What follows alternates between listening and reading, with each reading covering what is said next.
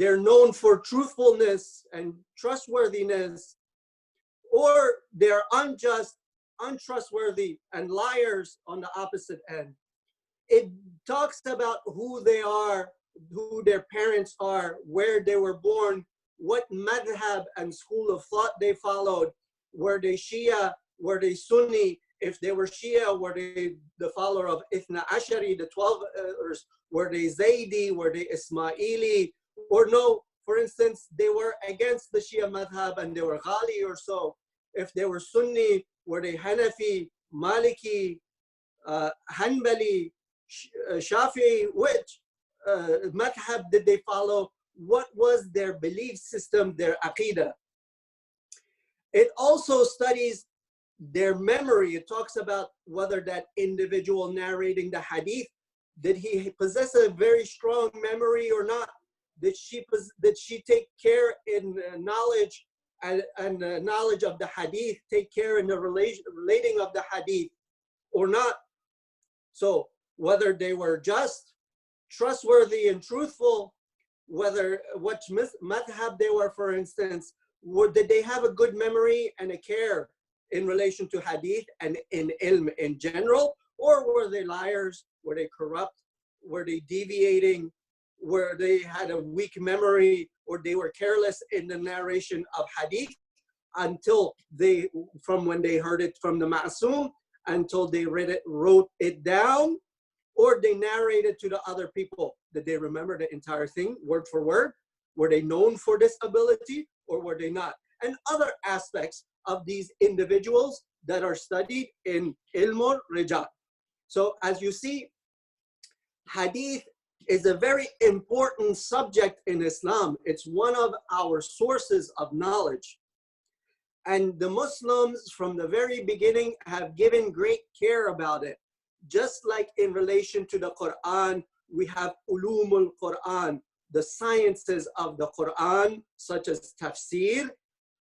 In hadith, we have ulumul hadith, like the sciences of hadith, such as ilmul diraya and ilmul rijal, where we study these hadith in detail to determine if something is reliable, and we can with confidence say that it goes back to the Imam or the Prophet, or it's unreliable, that we can't make that statement. Therefore, we can't follow it. We cannot apply it in our lives. So, secondly, we said that this hadith, when you study it, it has certain categories. Either it's mutawatir or it is ahad. These two categories of hadith. So if something is mutawatir, it means that it has been related one after the other by many different chains of narrators, different individuals, generation after generation, to the point that we can become completely confident in its authenticity, that it was stated from the Holy Prophet of Islam, sallallahu alaihi wa alihi wasallam, or one of the Imams. So hadith mutawatir is something that gives us conviction. It's like a verse in the Quran. We know for sure that this is true and reliable. Next to hadith mutawatir are those hadith which don't reach the level of tawatur. They haven't reached that level, that they've been related from so many different sources, so many different people in different generations, one after the other, that it has become so well known and so reliable. It doesn't reach that level.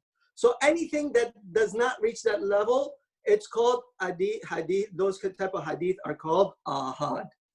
So ahad can be, it was just related by one chain of narrators in a certain book, or it could be, it was related by numerous chains of narrators, numerous individuals in each chain of narrator, going back to different companions of the Prophet sallallahu alaihi wasallam, for example. But it hasn't reached that level of mutawatir. So ahad is a very vast array, includes many things, from that very limit of tawatur to one that was related just one time. And it is here in ahad that we use the terms something is sahih, or it is hasan, or it is muwaththaq, or it is da'if.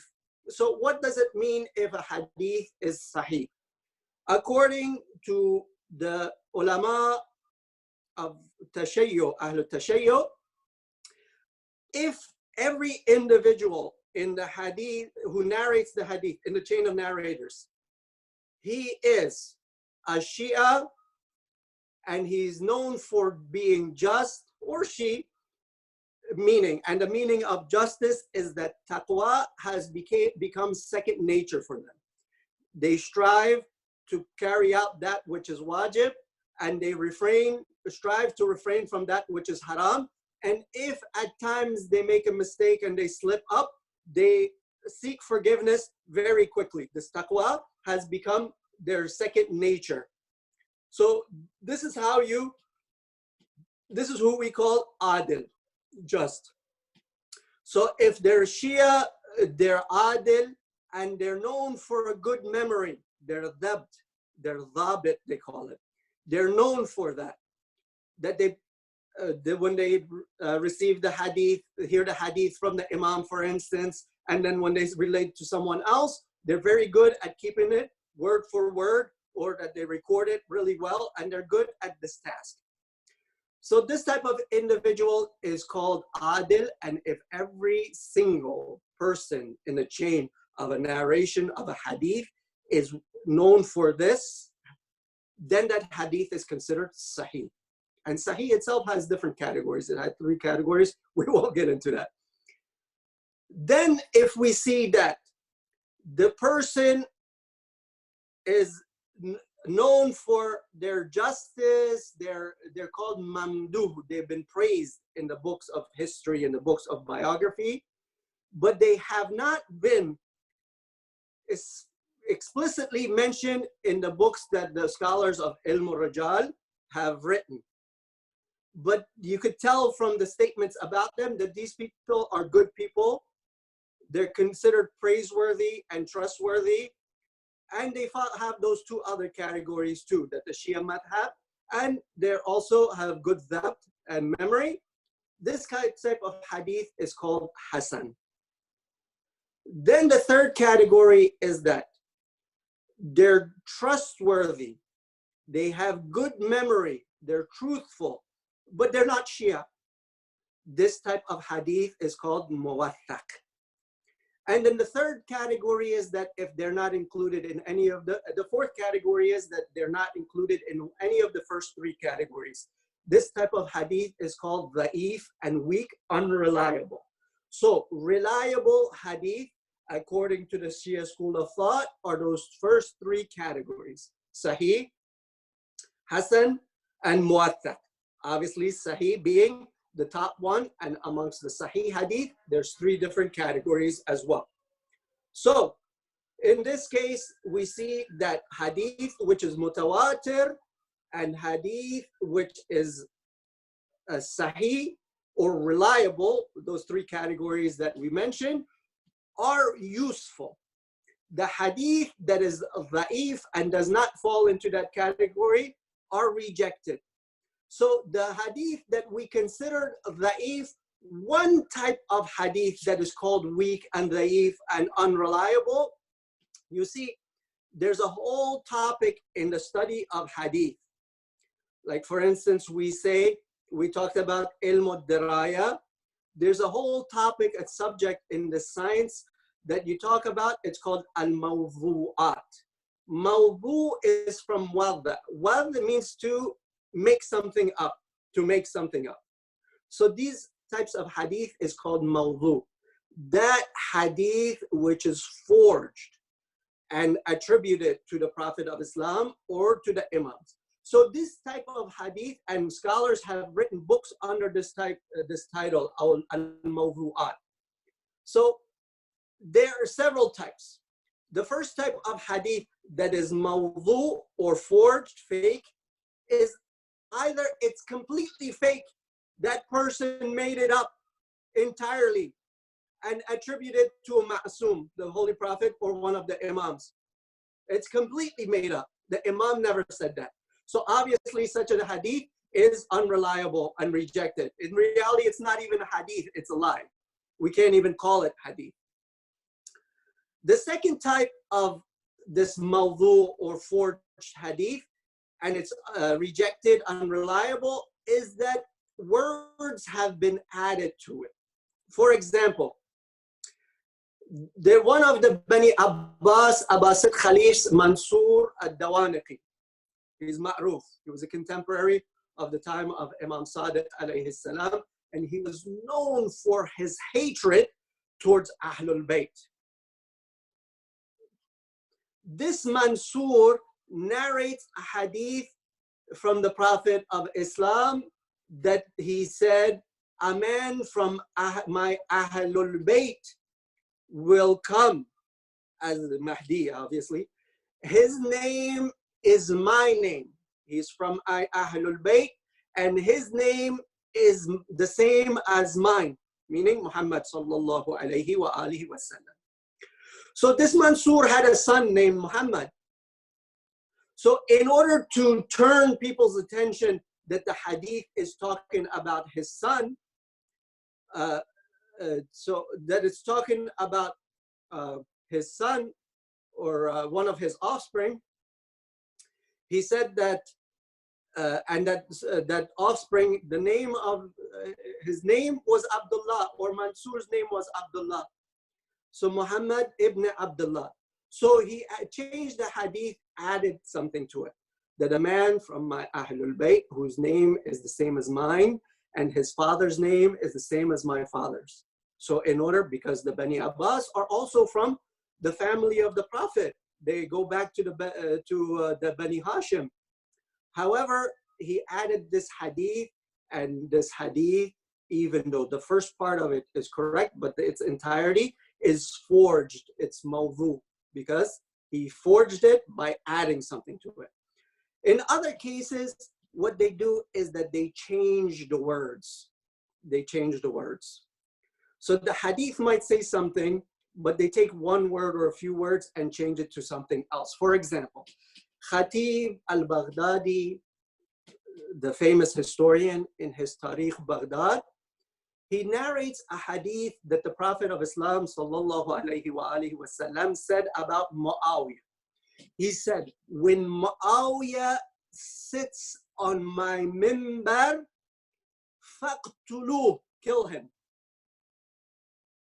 But they changed the hadith from faqtuluh to faqbuluh. Faqtuluh to faqbuluh. Faqbilu. Faqtulu, faqbilu. So they took the two dots on top of the ta, faqtulu, and erased them and added a ta in the bottom, faqbilu, to accept him. So the hadith went from oppose him, fight against him, kill him, get rid of him, because he's a cause for the detriment of Islam and your religion. But they changed the wording from faqtuluhu to faqbiluhu, to accept him and to follow him. There's a huge difference in this manner. So this mawdu or mawdu'at hadith, which is forged, is a very important topic in this manner. Or at times they even removed words from them as well. So all of these type of hadith fall under dha'if. And the job of the ulama of hadith, and as well as the mujtahideen, is that they become experts in this science, in these sciences, so that they can determine what hadith is reliable and what hadith is unreliable in order to guide the masses, alhamdulillah. So there's another discussion here as well, and that's pertaining to the books of hadith. For instance, we mentioned some of them like Sahih Sutta amongst the Sunni Muslims, and Kutubu Arba'a amongst the Shia Muslims. However, in order to keep this discussion short and not go into much detail, because the discussion in this relationship, in this matter, in this relation is very important from one side, but from another side, it's very lengthy. And if we start it, we won't have the time to finish even that introductory points that I want to make. So as a recap, some important understanding that we should have about hadith. The types of hadith, mutawatir and ahad. The types of ahad are either they're sahih, hasan, muwathaq, all three are considered reliable to varying degrees, or we have da'if, which is weak and unreliable. Then we talked about the forged hadith and how they were forged and the techniques and traits that they used. Why did they forge hadith? Any person with a little amount of thought can understand that. People forge and lie about hadith, about khabar, about these matters for personal gains, political gains, financial gains, or just for the mere fact of misunderstanding. How many people do we have that should not speak about a topic, but you see they give their opinions left and right? So these are some varying reasons for why we have hadith that has been forged or fake amongst those that are actually reliable and correct hadith. And when we had that discussion about the tactics that the Bani Umayyah and the enemies of Amir al-Mu'mineen and Ahlul Bayt used to bring down the level of Imam Ali alayhi salam and his position. And even in that discussion we had about Lady Khadija salamullah alayha, we talked in some detail about the reason behind this matter. So from all of this, we understand, number one, that hadith is very important, but number two, that proper understanding of hadith is very important too. We can't just come across something that's attributed to the Prophet or to the Imams and accept it as face value, as some people do. Just as similarly, we understood from our discussions about the Quran and tafsir that it all needs to be founded on science and knowledge and understanding. It can't be based on our opinion and how we approach them. So by studying these matters in a bit more detail, their importance and significance and the way that we are approached becomes known to us. Therefore, inshallah, we'll be saved from being the type of people that reject hadith or reject Quran just without any proper reasoning, or they have these ideas and opinions in their minds without doing the proper research. Inshallah, may Allah give us the tawfiq to increase our understanding of the Holy Quran and teachings of the Prophet and Ahlul Bayt, and also to carry out those teachings in our lives. Walhamdulillahi Rabbil Alameen. So now let us go to our questions. If the brothers and sisters and brothers have any questions, you can type them out into the chat room. We already have a few questions that came to us. One is, and of course, before we get to this question, we would just like to remind everyone that if you do have a lot of questions about Zakat al-Fitr and about the Eid prayer and so on, hopefully, inshallah, tomorrow night we request our speakers, Sayyid, Baqir, Imrani, to have a discussion on these matters, inshallah, so most of the details can preemptively be discussed tomorrow night, inshallah, although we do have a couple questions about that just came, so let us delve into that, inshallah. The question says, I plan to go out of the city after Dhuhr and I should be at my destination before Maghrib. Can I fast? This should be a quick question, inshallah. I'm sorry, they plan to go after Dhuhr? They're traveling after Dhuhr and they reach their destination before Maghrib. Can they fast? Okay. They're going outside of the city after Dhuhr. Yeah, so here it's called Hadd al-Tarakhus, that city limit. As soon as you pass that, that's called Hadd al-Tarakhus. So you can fast as long as you don't pass that Hadd al-Tarakhus before the Dhuhr prayer time, then you can fast. Not that you reach your destination. For instance, you might leave your city before Dhuhr, but reach your destination or that 30 miles, which makes you a traveler, meaning that 15 miles in one direction, that makes one a traveler at Dhuhr time. No, at Dhuhr, like right after Dhuhr, you're allowed to pass your city limits in your journey, and that's when you can continue your fast. But if before Dhuhr you pass your city limits, then you can't fast. And another question is, the question says, I am at someone else's house at the time of the last iftar, the night before Eid, and I have paid my own zakat al-fitra already. Is my host still responsible for my zakat al-fitra? I, as a guest, have already paid it, so is the host still responsible for it? Yeah, if we are a guest and we eat in our host's house that night of Eid, so we have our meal there, then it's on the host to pay the zakat al-fitr. Even if you paid it, it doesn't remove the responsibility from the host. Jazakallah. Our next question and the series of questions have to do with the topic of discussion of the Hadith.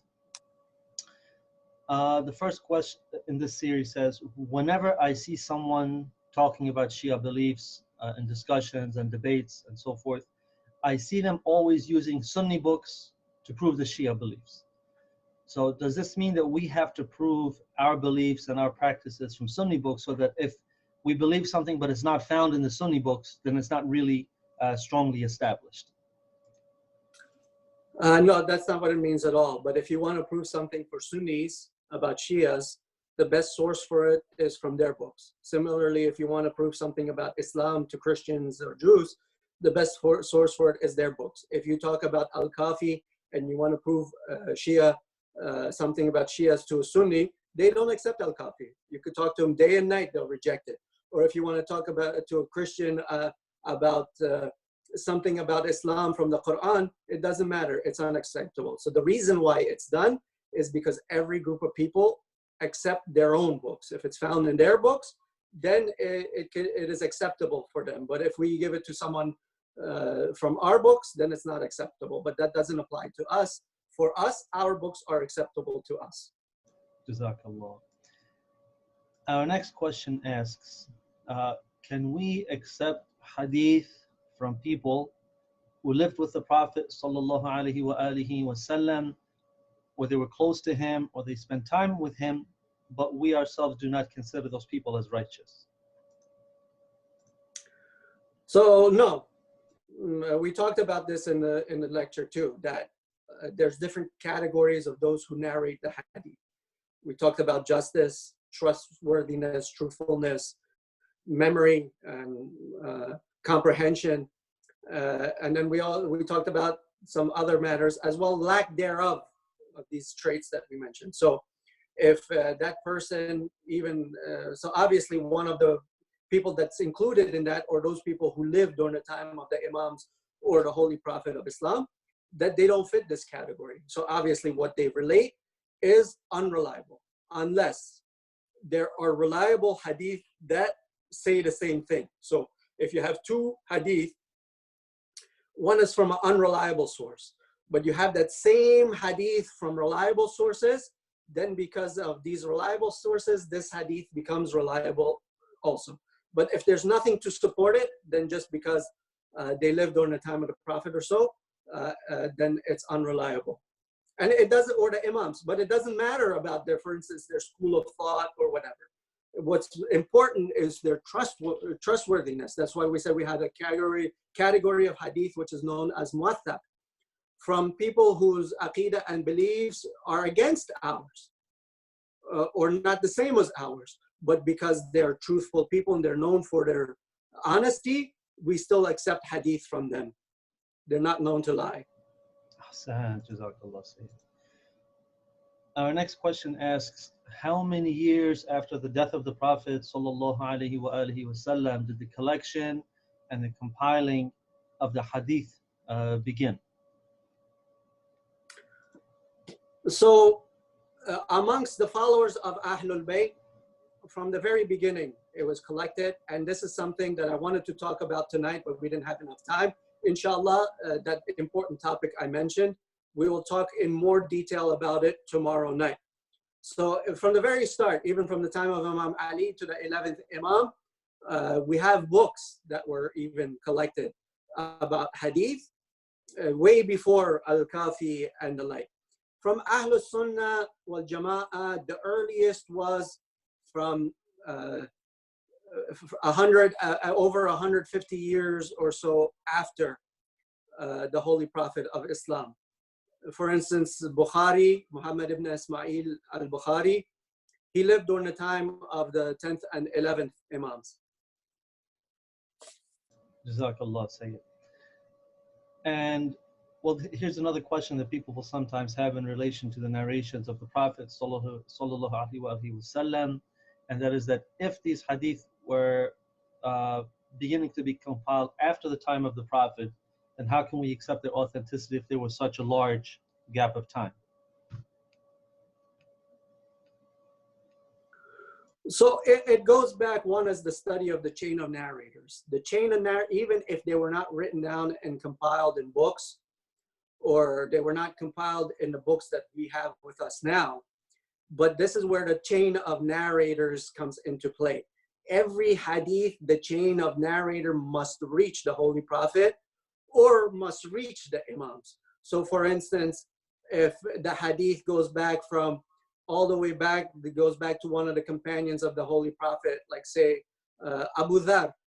So it says Abu so-and-so narrated from so-and-so, narrated from so-and-so, that narrated from Abu Dhar, that Abu Dhar related from the Holy Prophet of Islam, sallallahu alaihi wasallam. And we know every single individual in this chain of narrators to be just and trustworthy. Then that gives us ample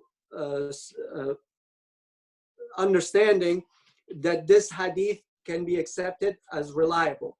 Even if it doesn't give us 100% certainty, Islam, when it comes to hadith, that it accepts, so there's three categories. Again, I didn't mention a lot of these things in the discussion because first of all, we didn't have the time. And second, I didn't want to get too technical. I just wanted to be an overview discussion so that everybody can benefit.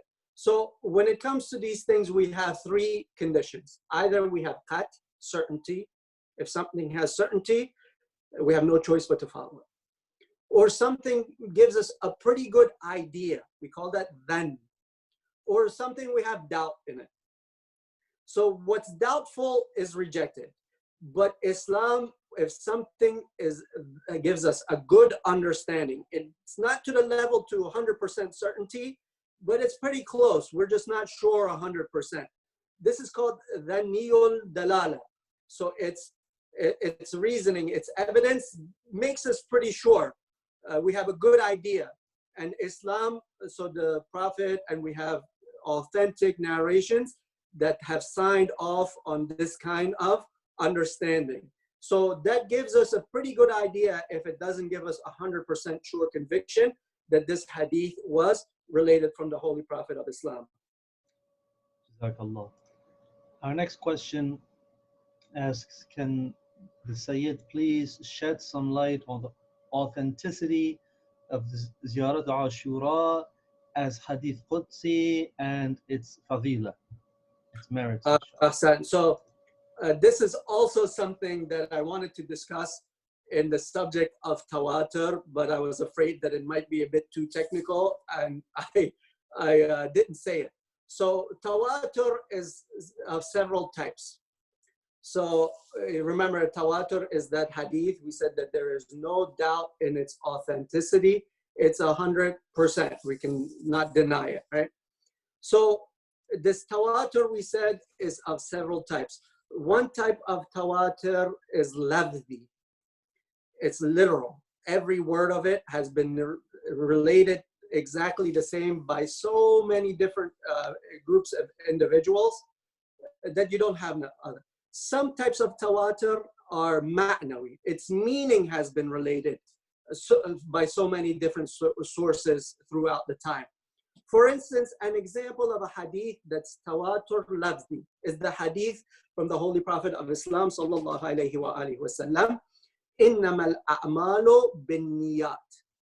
Verily, the actions are based on the intentions. Word for word, this hadith is tawatur lafzi. It's been related by many different sources. So, ma'nawi, for instance, or hadith tawatur lafzi, like hadith ghadir, a portion of it, or hadith thaqalain. It's been narrated, certain parts of it, word for word, that there's no denying in it. It's every word. The ma'nawi, the meaning of the hadith, tawatur ma'nawi, for instance, the courage of Imam Ali alayhi salam.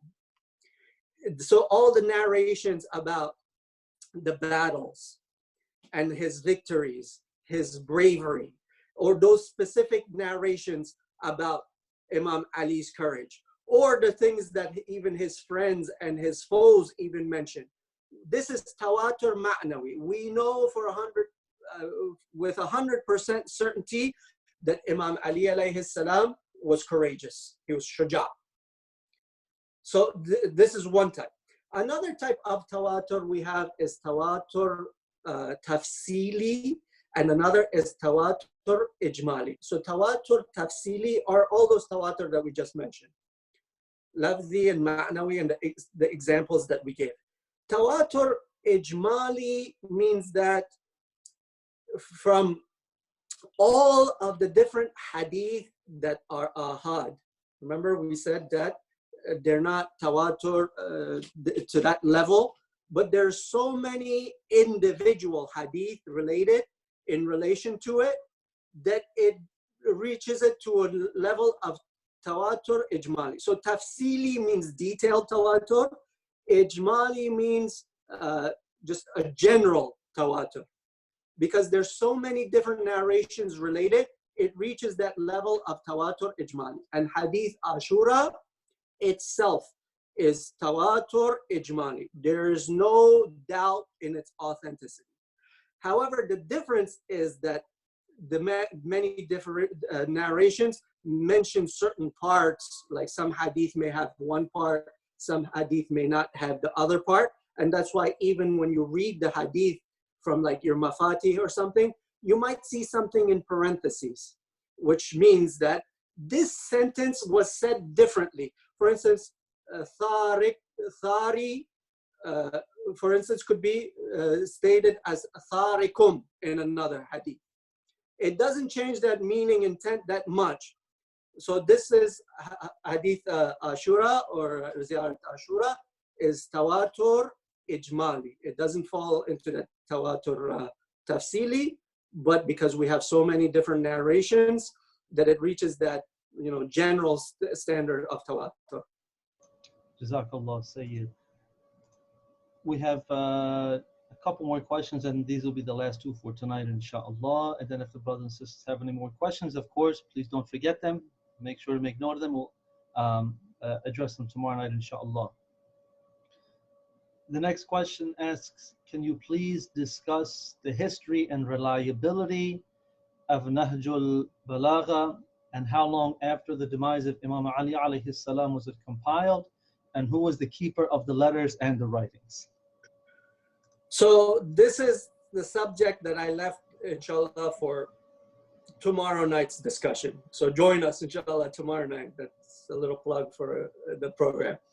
So tomorrow night's discussion, I want to talk about Usul Arba'a, Kutub Arba'a, Sihah Sitta, as well as, inshallah, Nahjul Balagha and Sahih Sajjadiyah, if we have some time. So without getting into a lot of the details about it, just Nahjul Balagha is compiled by Sayyid Radhi, who was a contemporary during the time of Shaykh Mufid, right after, at the very start of Ghaibatul Kubra. So he lived at that time, Sayyid Radhi or Sharaf al-Radhi.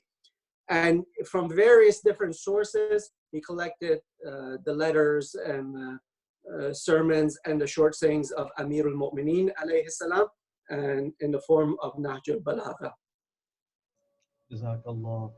And our last question for tonight, inshallah, asks, if you are traveling and it's the time for Dhuhr, and you read your Dhuhr prayer, but you miss Asr, and you also miss Maghrib, then do you just perform the Isha prayer? So I'm assuming that the respective questioner is asking, in what order should you perform? And of course, the Asr and Maghrib became Qadha.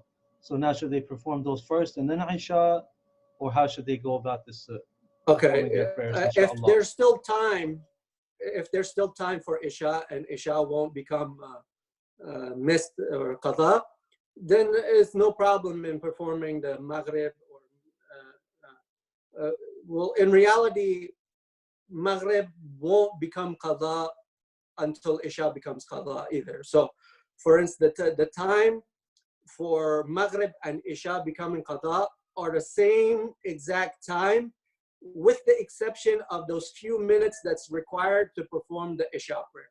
So if we have that little time, that we only have enough time to perform our Isha prayer, then obviously we perform our Isha prayer. But the Maghrib doesn't become qada that soon. So we should pray Maghrib, then Isha. Unless we just have, like, say, 2-3 minutes left before Fajr time comes in when we have a choice. But when we don't have a choice, for instance, somebody fell asleep, or somebody is traveling, or illness, or some other issue that they don't have it to perform Maghrib and Isha to the midnight, the middle of the night, not 12 p.m., the middle of the night, meaning the half between sunset and Fajr.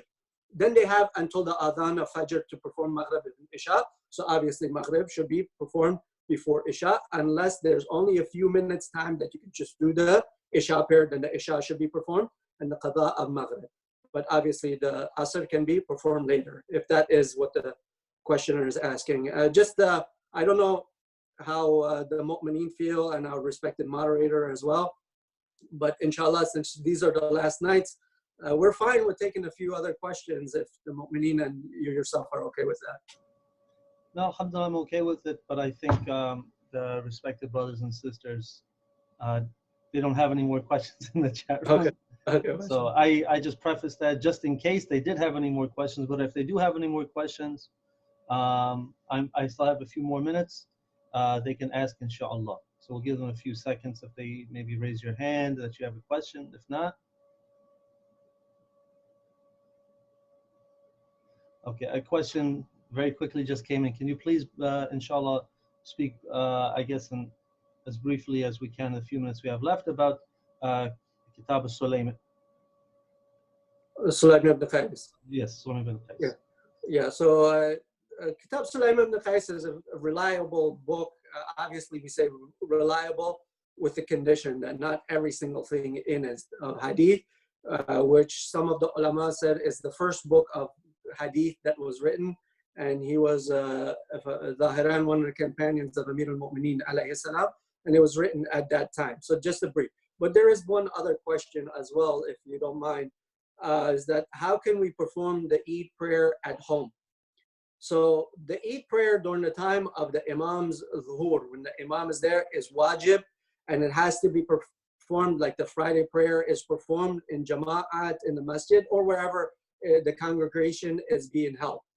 However, when the Imam is in ghaiba, in occultation, it's mustahab, it's recommended to do the Eid prayer. So if all of the conditions are met for the Eid prayer, then you can pray in the masjid, which requires the 2 khutbahs, the 2 sermons, and the prayer itself. So the 2 rakat prayer and the 2 sermons after it, this is considered the Eid Salah, and a minimum of 5 people. But at home, it can be performed individually as well, or anywhere else, it could be performed individually.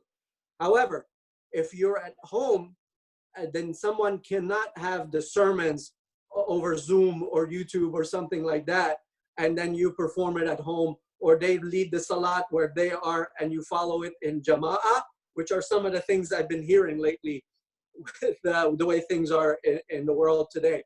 So it can be performed in jama'ah if all of the conditions are met, because originally it's a wajib prayer.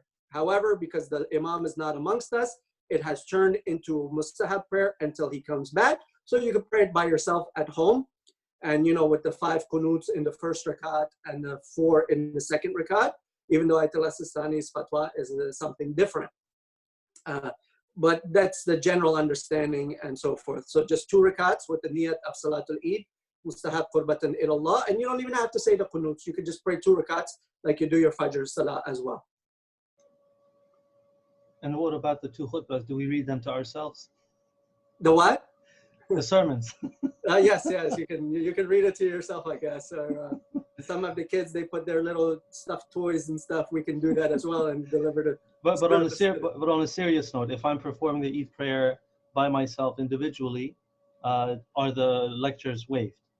And do I just they're perform waived. the prayer They're itself? waived. It's just the 2 rakat salah. That's it. Inshallah. So we have another question that just came in as well. It says, Assalamu alaikum, first of all. It says, how important is imsak? Is it very important to stop at that time for suhoor, or can we eat until the Fajr prayer? Well, the time to stop is before the adhan for Fajr. However, based on the ihtiyat, because there can be a little discrepancy and we cannot have complete understanding that this is like complete certainty that this is definitely right before Fajr time. So the imsak is a precaution so that we stop eating 10 minutes or so prior to that time, which was considered Fajr time in our schedules, just to make sure. However, if a person sees that they went over that a little bit, so inshallah they can count it as that, their fasting is fine, because the actual time of fasting is from the time from the adhan of Fajr till Maghrib. Jazakallah, Sayyid. We ask for your dua, inshallah. بسم الله الرحمن الرحيم اللهم كل وليك الحجة ابن الحسن صلواتك عليه وعلى آبائه في هذه الساعة وفي كل الساعة وليا وحافظا وقائدا وناصرا ودليلا وعينا حتى تسكنه أرضك توأ وتمتعه فيها طويلا برحمتك يا أرحم الراحمين والحمد لله رب العالمين وصلى الله على سيدنا محمد وآله الطاهرين.